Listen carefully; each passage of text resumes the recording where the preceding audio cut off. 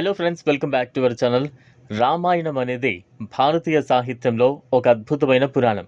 ఈ పురాణంలో రాముడు ధర్మానికి ప్రతీకగా, సీత దేవతా భావానికి ప్రతీకగా మరియు రావణ్ చెడ్డతనానికి ప్రతీకగా చూపబడతాడు. కానీ నిజానికి రావణుడు కేవలం చెడ్డవాడేనా అనే ప్రశ్న చాలామందికి ఉంటుంది. రావణుడు కేవలం చెడ్డవాడేనా అన్నది చాలా లోతైన విషయం.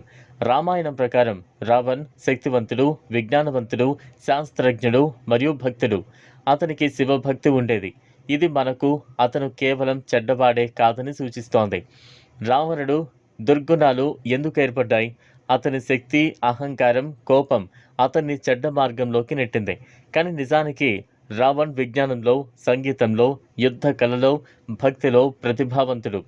రాముడు మరియు రావణుడి మధ్య జరిగిన యుద్ధం కేవలం సత్యం మరియు చెడ్డతనం మధ్య యుద్ధమేనా? వాస్తవానికి ఇది నైతికత, బాధ్యత, ధర్మం మధ్య యుద్ధానికి ప్రతీక. రావణుణ్ణి కేవలం చెడ్డవాడని పరిగణించడం సరైనది కాదు. రావణుడు చిన్న వయసు నుండే విజ్ఞానంతో యోగ్యంగా శాస్త్రజ్ఞానం, మంత్రాలు, సంగీతం, యుద్ధ కళల్లో ప్రావీణ్యాన్ని పొందాడు. అతనికి అనేక విజయాలు, రాజ్యాలు, ప్రజల గౌరవం ఉండేది.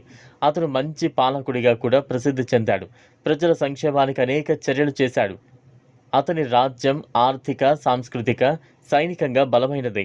రామాయణంలో రావణుడు వ్యక్తిత్వాన్ని కేవలం చెడ్డగా చూపించడం కథను ఆసక్తికరంగా చేయడానికి చేసిన అంశం.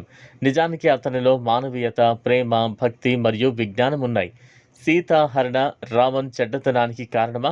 వాస్తవానికి ఇది కేవలం కోపం వల్ల జరిగిపోయిన ఘటన. అతని ఇతర కృషులు భక్తి మరియు మానవీయత మంచి లక్ష్యాలకై ఉపయోగపడినవి. రామాయణం మనకు మానవ స్వభావం, కోపం, అహంకారం, ప్రేమ, భక్తి, ధర్మం గురించి పాఠాలు ఇస్తుంది. రావణుడి పాత్ర మనం ఈ సవాళ్లను అర్థం చేసుకోవచ్చు. రాముడు మరియు రావణుడి మధ్య యుద్ధం మనలోని మంచితనం మరియు చెడ్డతనం మధ్య జరుగుతున్న అంతరంగ యుద్ధానికి ప్రతీక. మనం కూడా ప్రతిరోజు మన జీవితంలో సనాతన ధర్మాన్ని, నైతికతను మరియు జవాబుదారీతనాన్ని అనుసరించాలి. రావణ్ భక్తుడు, విజ్ఞానవంతుడు, కవి, సంగీతం మరియు యోధుడిగా ప్రసిద్ధి చెందారు.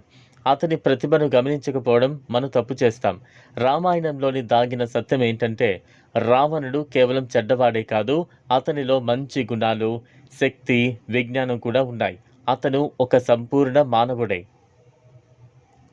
ఈ కథనం మనకు చెబుతుంది, మనం వ్యక్తుల్ని కేవలం బాహ్య చర్యల ద్వారా న్యాయంగా అంచనా వేయకూడదు. లోతుగా వారి వ్యక్తిత్వాన్ని అర్థం చేసుకోవాలి. రామాయణం మనకు సత్యం, ధర్మం, కోపం, ప్రేమ మరియు భక్తి గురించి బోధిస్తుంది. రావణుడి పాత్ర ద్వారా మనం మన జీవితంలో నైతికత, సహనం, విజ్ఞానాన్ని పెంపొందించాలి. ప్రతి మనిషిలో మంచి మరియు చెడ్డతనం ఉంటుంది. రామాయణం ద్వారా మనం ఈ విషయాన్ని అర్థం చేసుకోవచ్చు. రావణ్ కేవలం చెడ్డవాడా అనేది భౌతికంగా మాత్రమే అంచనా వేయచ్చు. రామాయణంలోని దాగిన సత్యాన్ని తెలుసుకోవడం ద్వారా మనం జీవనంలో మానవీయత, నైతికత, ధర్మాన్ని మరింతగా బలంగా అనుసరించవచ్చు. రామాయణంలోని ప్రతి పాత్ర వెనుక మనం తెలుసుకోవలసిన పాఠాలు ఉన్నాయి. రాముడు, సీత, రావణ్ ప్రతి ఒక్కరి కథనం మన జీవితానికి మార్గదర్శకంగా ఉంటుంది. మనలోని కోపం, అహంకారం, ప్రేమ, భక్తి, నైతికతను రామాయణం ద్వారా మనం అర్థం చేసుకోవచ్చు. రావణుడి పాత్ర మనకు లోతైన పాఠాలను అందిస్తోంది. రామాయణం కేవలం యుద్ధాలు, రాజ్యాల కథ మాత్రమే కాదు, అది మానవ స్వభావం, నైతికత మరియు ధర్మంపై ఒక గొప్ప పాఠశాల. ఈ వీడియో మీకు నచ్చినట్లయితే లైక్ చేయండి, షేర్ చేయండి, ఛానల్ను సబ్స్క్రైబ్ చేసుకోండి. థ్యాంక్స్.